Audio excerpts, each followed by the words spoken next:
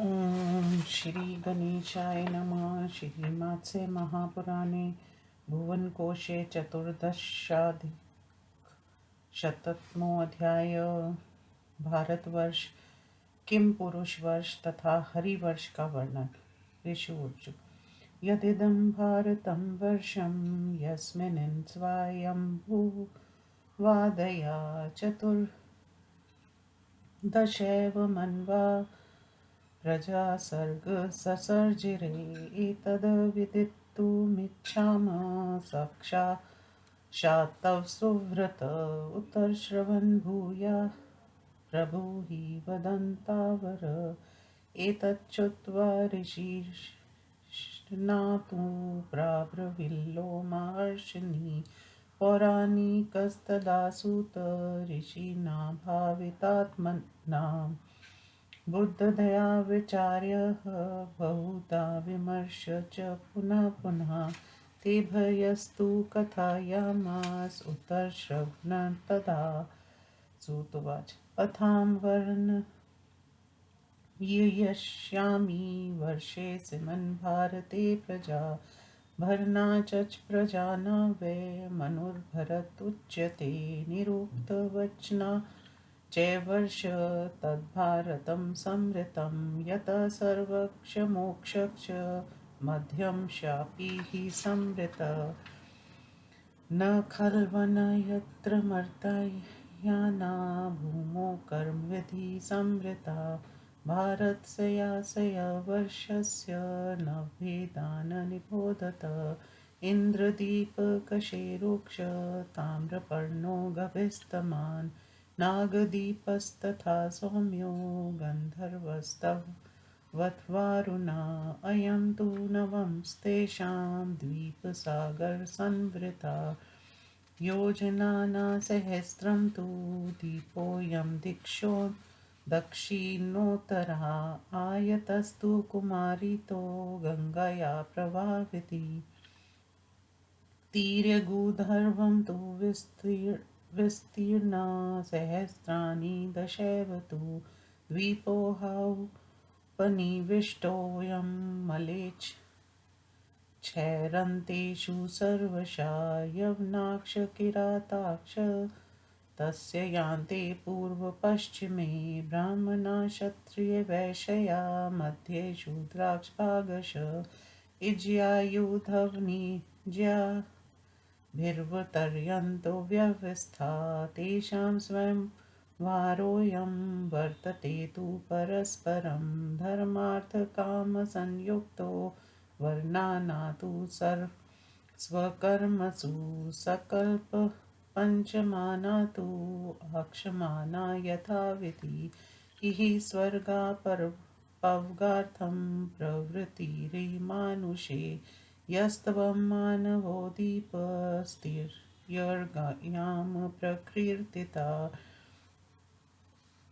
य एनं जयते कृत्स्नं स सम्राडिति कीर्तिता अयं लोकस्तु वै सम्राडन्तरिक्षजित्तां संवृता स्वराडसो संवृतो लोका पुनर्वक्ष्यामि विस्तरात् सप्त चास्मिन् महावर्षे विश्रुताकुलपर्वता महेन्द्रो मलयसः शुक्तिमान् ऋक्ष्वानपि विन्ध्ययक्षपारियात्रक्ष इत्येते कुलपर्वता तेषां सहस्रशश्चान्ये पर्वतास्तु समीपता अभिज्ञातास्ततक्ष्यानि विपुलाक्षित्रसानवा अन्यते भयपरिज्ञाता हस्वा हस्वोपजीविना तैर्विर्मिक्षजानपदा आर्यामलेच्छाक्ष सर्वथा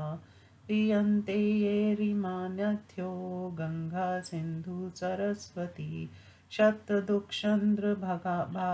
च यमुना सरयूस्तथा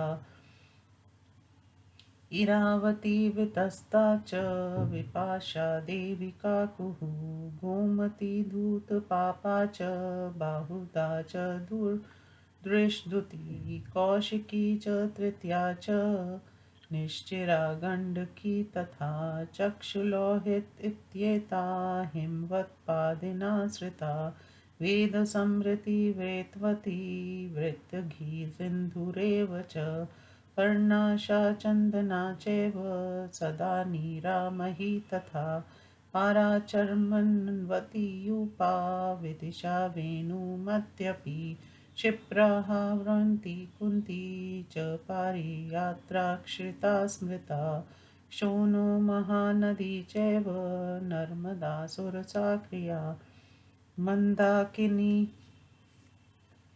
दर्शाना च चित्रकूटा तथैव च तमसा पिप्पलीक्षेणी कर्तयो पिशाचिका विमला चञ्चला चैव वञ्चुला वालुवाहिनी शुक्तिमती सुनीलजा मुकुटा हृत्कापी च श्रश्वन्तप्रसूतासता नद्यो मलजला शुभा तापी पयोषणी निर्गन्ध्या क्षिप्रा च निशिता नदी वेनवावेतरणी चैव विक्षमाला कुमुदती तोया चैव महागौरी दुर्गा चान्तशिला तथा विन्ध्यपादप्रस्तुतास्ता पुण्यजला शुभा गोदावरी भीमरथी कृष्णवेणी च मञ्जुला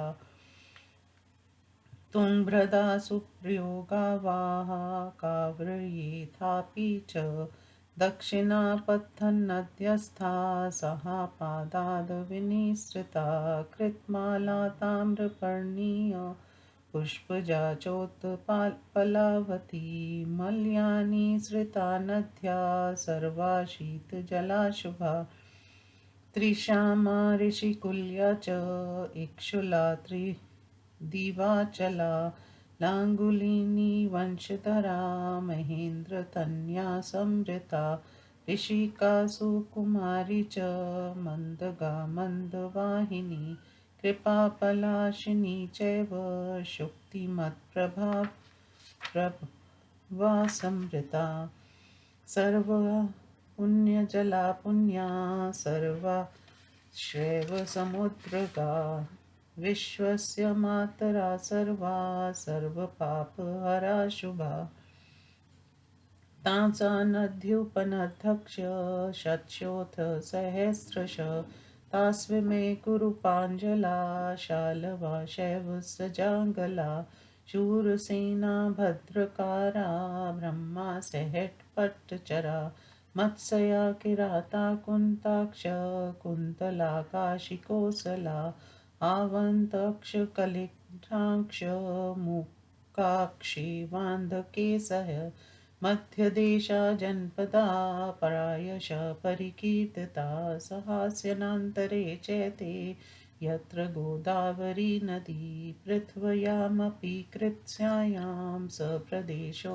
मनोरमा यत्र गोवर्धनो नाम मन्दरो गन्धमादना रामप्रियार्थ सर्वज्ञा वृक्षा दिव्यास्त्वौषधी भरद्वाजेन मुनिनना तति प्रियार्थेऽवतारिता तथा पुष्पवरोदेशतेन यज्ञ मनोरमा भ्रामकी का वाटधानाक्षा नाक्ष आभिराकाले तोयका पुरन्ध्रावेश शुद्राक्ष पल्वाशाथ खण्डिका गान्धारा यवनाशैव सिन्धुसौवीरभद्रका शकाद्रुहा पुलिन्दाक्ष पार्दाहार मूर्तिका रामठा कण्टकारक्ष कैकेय्या दशनामका क्षत्रियोपनिवेशाश वेश्या शूद्रकुलानि च कामभोजा दर्दाक्षेव वरवरा ब्रह्मा तथा अत्रेयाक्ष भरद्वाजा प्रस्थला च कसेरका लम्पका सत्लगानाश सैनिका सैजाङ्गले अते देशा उदीचास्तु प्राचयान् देशान् निबोधत अङ्गवङ्गा मधुरका अन्तगिर्भि गिरिभरीगरी तथा पलवङ्मान्दकायं कामालवर्णका सुहोतरा प्रविच्या या मार्गवागे मालवा प्रयागज्योतिषाक्षपुण्डाक्षविदेहास्तामल्पिता मल्लिप्तका शालमागध गोनर्दा प्राचया जनपदा स्मृता अथा परे जनपदा दक्षिणापथवासिना पाण्डक्षकरेलाक्षेव चोलाकुल्यास्तथैव च सेतकुमूषिकाशैव कुप्ता वाजिवासिका महाराष्ट्रा महिषिका कलिङ्क्षाशैव सर्वशा आभिराक्षसहैषिका आटव्या शबरास्तथा पुलिन्दा विन्ध्यमुलिका वैदर्भा दण्डकेशः कुलीलायक्षसिरलाक्ष अश्मका भोगवर्धना तथा तैत्तिरिकाक्षैव दक्षिणापथवासिना नासिक्याक्षैव ये चान्य ये चैवान्तर्नर्मदा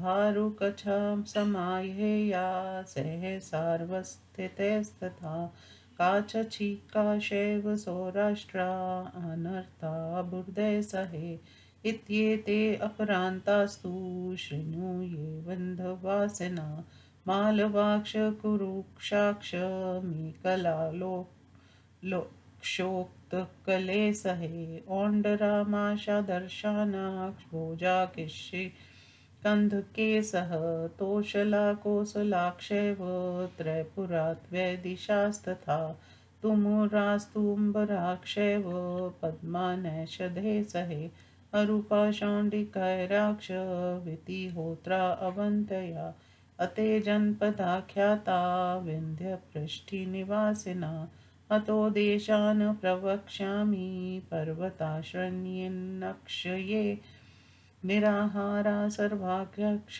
कुपता अपस्तथा कुत्प्रवर्णाक्षैव उर्णाधर्वा समुद्रका त्रिगर्ता मण्डलाक्षैव किराताक्षामरे सहे चत्वारि भारते वर्षे युगानि मुन्यो ब्रवून् कृतं तैत्रादाप्रं च कलिक्षेति चतुर्युगम् तेषां निसर्गं वक्ष्यामि उपरि शाटच् कृतस्सनश मत्स्यवाच एतत् श्रुत्वा तु ऋष्यम् उत्तरं पुनरेव ते शुश्रूषवस्तमुचस्ते प्रकाम्लोमहर्षणीम् ऋषिवचु यच्च किं पुरुषं वर्षं हरिवर्षं तथैव च आचक्ष्वनो यथा तत्त्वं कीर्तितं भारतवं तव्या जम्बूखण्डस्य विस्तारं तथा न येषां विदारवर दीपानावासिनां तेषां वृक्षाणां प्रभृविहीना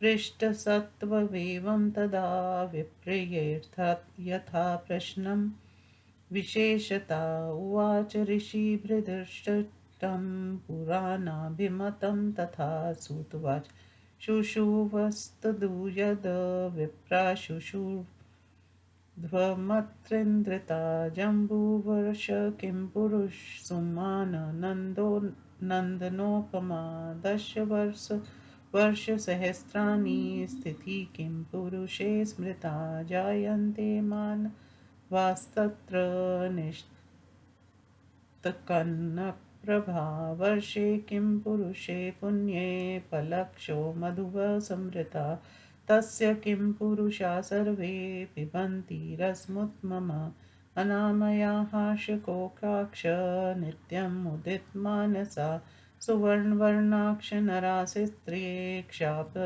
सरसंवृता ततं परं किमुर्पुरुषादरिवर्ष प्रचक्षते महाराजत्सङ्काशा जायन्ते यत् मानवा देवलोकच्युता सर्वे बहुरूपाक्ष सर्वशा हरिवर्षे नरा सर्वे पिबन्ति क्षुरसं शुभम् न जरा बाधते तत्र तेन जीवन्ति ते चिरम् एकादश सहस्राणि तेषामायु प्रकृतम् मध्यं यन्मया प्रोक्तं नाम नावर्ष्मिलावृतं न तत्र सूर्यस्पति न च जीर्यन्ति मानवा चन्द्रसूर्योऽस नक्षत्रा प्रकाशविलावृते पद्यप्रभा पद्यवर्णा पद्यपत्रनिभेक्षणा पद्यगन्धाक्ष जायन्ते तत्र सर्वे च मानवा जम्बूल जम्बूफलसहारा अनिष्पन्दा सुगन्धिना देवलोकच्युता सर्वे महाराजत्वाससा त्रयोदशसहस्राणि वर्षाणा ते नरोत्तमा आयुष्यप्रमाणं जीवन्ति ये तु वर्षैलावृते मेरोस्तु दक्षिणे पार्श्वे निषद्धस्योत्तरेण वा सुदर्शनो नाम महाजम्बूवृक्षसन्नातना नित्यपुष्पफलोपेतस्विद्चारन् सेविता तस्य नाम समाख्यातो जम्बूदीपो वनस्पते योजनाना सहस्रं च शतदा च महान् पुनः उत्सेदो वृक्षराजस्य दिव्मावृत्य तिष्ठति तस्य जम्बूफलरसो नदी भूत्वा प्रस्फुरति मेरुं प्रदक्षिणं कृत्वा जम्बूमूलगता पुनः तं पिबन्ति सदा हृष्टा जम्बूरसमिलावृते जम्बूफलरसं पीत्वा न जरा बाधते पीतान् न क्षुधा न कल्मो वापि न दुःखं च तथाविधं तत्र जाम्बूनन्दनां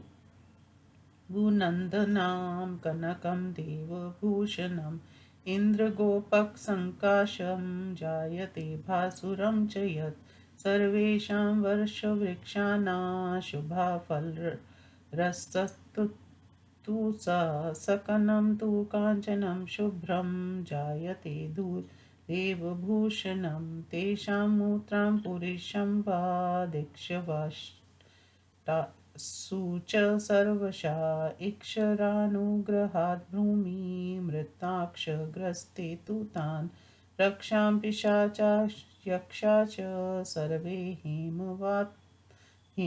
हेमवतास्तते हेमकूटे तु विज्ञेया गन्धर्वा साप्सरोगणा सर्वे नागा निषेवन्ते शेषवासुकितक्षतका महामेरोत्रयसिंश्यत् क्रीडन्ते यज्ञाशुभा नीलवैद्युर्युक्तेऽस्मिन् सदाभर ब्रह्माश्रयो वसन् दैत्याना दानवाना च श्वेतपर्वत उच्यते शृङ्गवान् पर्वतश्रेष्ठ पितॄणा प्रतिसञ्चरा इत्येतानि मयोक्तानि नववर्षाणि भारते भूतेरपि निविष्टानि गतिमन्ति ध्रुवाणि च तेषां वृद्धि बहुर्विद्या दर्श्यते देवमानुषे अशक्या परिसङ्ख्यातु शद्रया च बुभूषता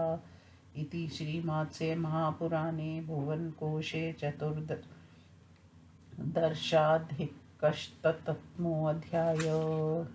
हिंदी अनुवाद। ऋषियों ने पूछा, सुव्रत, जो ये भारतवर्ष है जिसमें स्वयं भुव आदि 14 मनु हुए हैं जिन्होंने प्रजाओं की सृष्टि की है, उनके विषयों में हम लोग आपके मुख से सुनना चाहते हैं। साथ ही वक्ताओं में श्रेष्ठ सूची पुनः इसके बाद भारत आदि अन्य वर्षों के विषय में भी कुछ बतलाइए।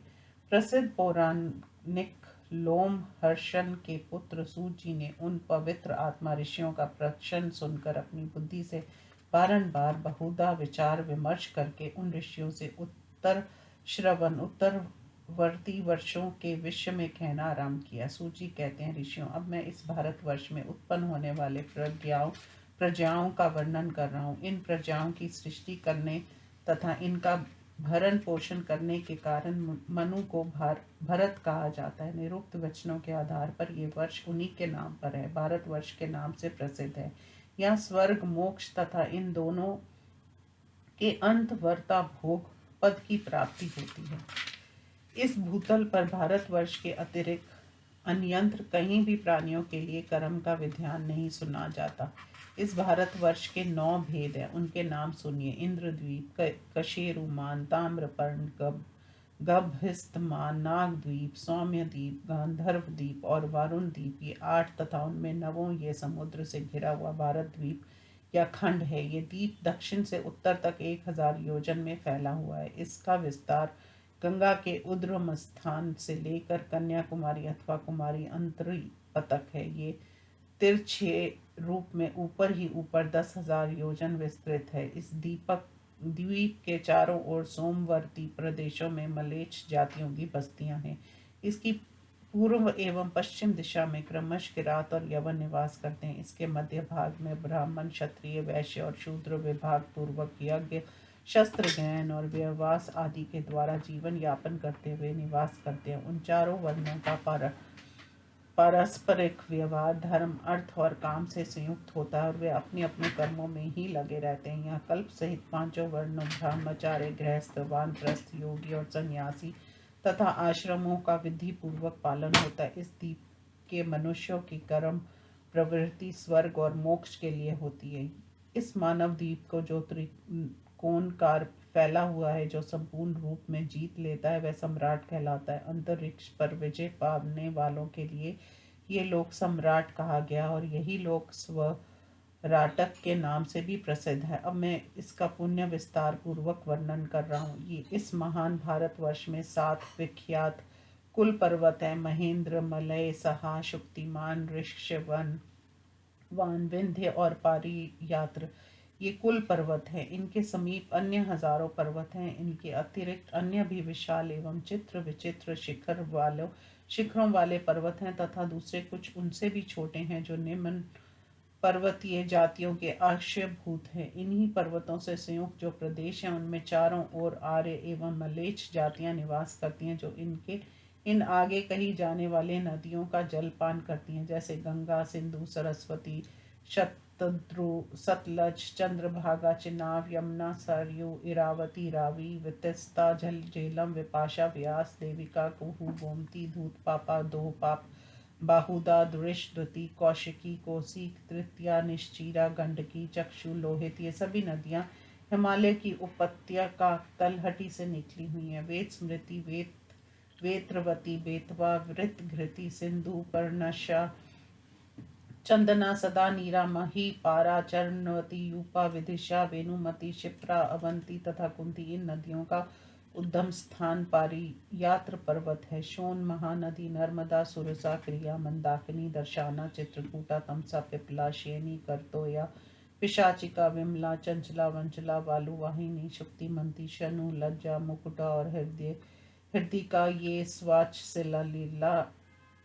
सलिला, कल्याणमयी नदियां श्रृंवंत, श्रवान पर्वत से उत्पन्न हुई हैं। तापी, पयोष्णी, पूर्णा नदी या पैन गंगा, निर्वंध्या, क्षिप्रा, निषिधा, वैन्या, वैतरणी, विक्षमाला, कुमुदती, तोया, महागौरी, दुर्गा तथा अंशशिला, ये सभी पुण्यतया मंगलमयी नदियां विंध्याचल की उपत्यकाओं से निकली हैं। गोदावरी, भीमरती, कृष्णा, वेणी, वंजुला, मंजिला, कर्नाटक की तुंगभद्रा, सुप्रयोगा, वहां वर्धा नदी और कावेरी, ये सभी दक्षिणा पथ में प्रवाहित होने वाली नदियां हैं, जो सह्या पर्वत की शाखाओं से प्रकट हुई हैं। कृतमाला, वैगनयी नदी, ताम्रपर्णा, पुष्पजा, कुसुमगंगा, पेयम्बैया, पेनार नदी और उत्पलावती, ये कल्याणमयी नदियां मलयाचल से निकली हुई हैं। इनका जल बहुत शीतल होता है।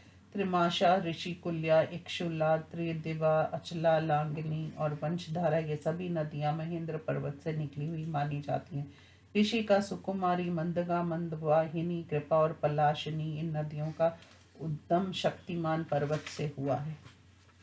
ये सभी पुण्यतया नदियां पुण्यप्रद, सर्वत्र बहने वाली तथा साक्षात या परंपरा से सुमाद्रमिनी है। ये सब की सब विशेष के लिए माता सदृश हैं तथा सबको कल्याणकारी एवं पाप हारिणी माना गया है। अथवा इनकी सैकड़ों हजारों छोटी बड़ी सहायक नदियां भी हैं। जिनके कछारों में कुरु, पंचाल, शालव, संजागल, शूर, सेन, भद्रकार, ब्राह्मण, सह, पच्चर, मत्स्य, किरात, कुंती, कुंतल, काशी, कोसल, आवंत, कलिंग, मूक और अंधक हैं। ये देश अवस्थित हैं जो प्राय मध्य देश के जनपद कहलाते हैं। ये सह पर्वत के निकट बसे हुए हैं। यहाँ गोदावरी नदी प्रवाहित होती है। अखिल भूमंडल में ये प्रदेश अत्यंत मनोरम है। तत्पश्चात गोवर्धन, मंदारचल और श्री रामचंद्र जी का प्रिय कारक गंधमादन पर्वत है, जिस पर मुनिवर भरद्वाज जी ने श्री राम के मनोरंजन के लिए स्वर्गीय वृक्षों और दिव्य औषधियों को अवतरित किया था। उन्हीं मुनिवर के प्रभाव से वह प्रदेश पुष्पों से परिपूर्ण होने के कारण मनोमुग्धकारी हो गया था। ब्राह्मीक, बलक, वाटधान, आभीर, काल, तोयक, पुरंद्र, शूद्र, पल्लव, आतखंडिक, गांधार, यवन, सिंधु, सिंध, सौवीर, सिंध का उत्तरी भाग, मंद्रक, पंजाब का उत्तरी भाग, शक, दुहा, ययाति, पुत्र, दुहा का उत्तरी भाग, पश्चिमी पंजाब, पुलिंद, पारद, आहार, मूर्तिक, रामट, कंटकार, कैकई और दश नामक ये क्षत्रियों के उपनिवेश हैं तथा इनमें वैश्य और शूद्र कुल के लोग भी निवास करते हैं। इनके अतिरिक्त कंबोज, अफगानिस्तान, दरद, बरबर, पहवन, ईरान, अत्रि, भारद्वाज, प्रस्थल, कसेरक, लंपक, तलगान और जंगल सहित सैनिक प्रदेश, ये सभी उत्तरापथ के देश हैं। अब पूर्व दिशा के देशों को सुनिए। अंग, भागलपुर, वंग, बंगाल, मदगुरक, अंधगिरी, बहेगिरी, लवंग, मातंग, यमक, मालवर्णक, सुहा, उत्तरी असम, प्रविज्य, मार्ग, वाग्य, मालव, प्रयाग, ज्योतिष, आसम का पूर्वी भाग, पुंड्र, बांग्लादेश, विदेह, मिथिला, ताम्र, लिपतक, उड़ीसा का उत्तरी भाग, शालव, मागध और गौनर्द ये पूर्व दिशा के जनपद हैं। इनके बाद अब दक्षिणापथ के देश बतलाए जा रहे हैं। पांडव, केरल, चोल, कुल्य, सेतकु, मूशिक, कुपथ, वासिक, महाराष्ट्र, माहेशक, कलिंग, उड़ीसा का दक्षिणी भाग, आभीर, सहेशी, आटव, शबर, पुलिंद, विंध्य, मुलिक, विदर्भ, दंडक, कुलील, सिराल, अश्मक, महाराष्ट्र दक्षिण भाग, गोवर्धन, उड़ीसा का दक्षिण भाग, तैतरिक, नासिक तथा नर्मदा के अंत प्रांत में स्थित अन्य प्रदेश ये दक्षिणापथ के अंतर्गत के देश हैं। भारू, कच्छ, माहे, सारस्वत, काछी, सौराष्ट्र, अनर्त और अबुर्द ये सभी अप्रांत प्रदेश हैं। अब जो विंध्य वासियों के प्रदेश हैं उन्हें सुनिए। मालव, करूष, मकेल, उत्कल, औंड, उड़ीसा, माश, दर्शान, भोज, किशिक, कंधक, तोशल, कोसल, दक्षिण कोसल, त्रैपुर, वैदिश, भेल, साराज्य, तुम्बर, पैदम, नैषद, अरूप, शौंडिकेर, वितिहोत्र तथा अवंती ये सभी प्रदेश विंध्य पर्वत की घाटियों में स्थित बतलाए जाते हैं। इसके बाद अब मैं उन देशों का वर्णन कर रहा हूँ जो पर्वत पर स्थित हैं। उनके नाम है निराहार, स्वर्ग, कुपथ, अपथ, कुत, प्रवाण, प्रावरण, उर्नादर, समुद्रक, त्रिगर्त, मंडल, किरात और चामर। मुनियों का कथन है कि इस भारतवर्ष में सतयुग, त्रेता, द्वापर और कलियुग इन चारों युगों की व्यवस्था है। अब मैं उनके वृत्तांत का पूर्णतया वर्णन कर रहा हूँ। मत्स्य भगवान ने कहा, राजर्षि सूची द्वारा कहे हुए इस प्रकरण को सुनकर मुनियों को और भी आगे सुनने की उत्कट इच्छा उत्पन्न हो गई। तब वे पुन लोमहर्षण पुत्र सूची से बोले, ऋषियों ने पूछा, वे तो में श्रेष्ठ सूची, आपने भारतवर्ष का तो वर्णन कर दिया, अब हमें किम पुरुष वर्ष तथा हरिवर्ष के विषय में बतलाइए। साथ ही जम्ब कुंड के विस्तार का तथा अन्य द्वीपों का निवासियों का एवं वहां उदत होने वाले वृक्षों का भी वर्णन हमें सुनाइए। उन ब्रह्मा ऋषियों द्वारा इस प्रकार पूछे जाने पर सूची ने उनके प्रश्न के अनुकूल जैसा देखा था तथा जो पुराण सम्मत था वैसा उत्तर देना प्रारंभ किया। सूची कहते हैं, ब्राह्मणों, आप लोग जिस विषय को सुनना चाहते हैं उसे बतला रहा हूँ, आलस्य रहित होकर श्रवण कीजिए। जम्बू वर्ष और किम पुरुष वर्ष ये दोनों अत्यंत विशाल एवं नंदन वन की भांति शोभा संपन्न है। इनमें किमुर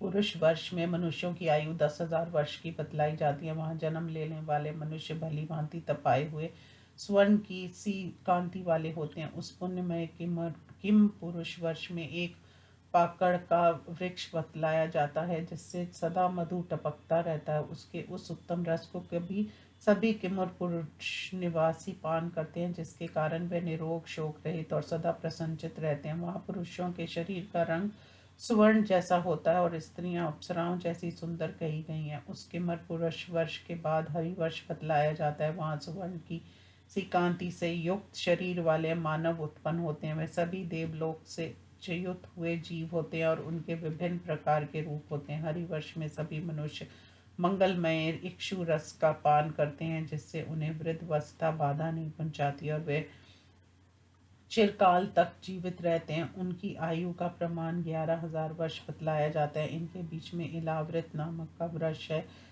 जिसका वर्णन मैं पहले कर ही चुका हूँ। वहाँ सूर्य का तप नहीं होता, वहाँ के मानव भी वृद्ध नहीं होते। इलावृत वृक्ष में नक्षत्रों सहित चंद्रमा और सूर्य का प्रकाश नहीं होता। यहाँ पैदा होने वाले सभी मानवों के शरीर कमल के कांतिमान और उनका रंग कमल जैसा लाल होता है। उनके नेत्र कमल दल के समान विशाल होते हैं और उनके शरीर से कमल की सी गंध आती है। जामुन के फल का रस उनका आहार है। वे निस्पंद रहित एवं सुगंध युक्त होते हैं।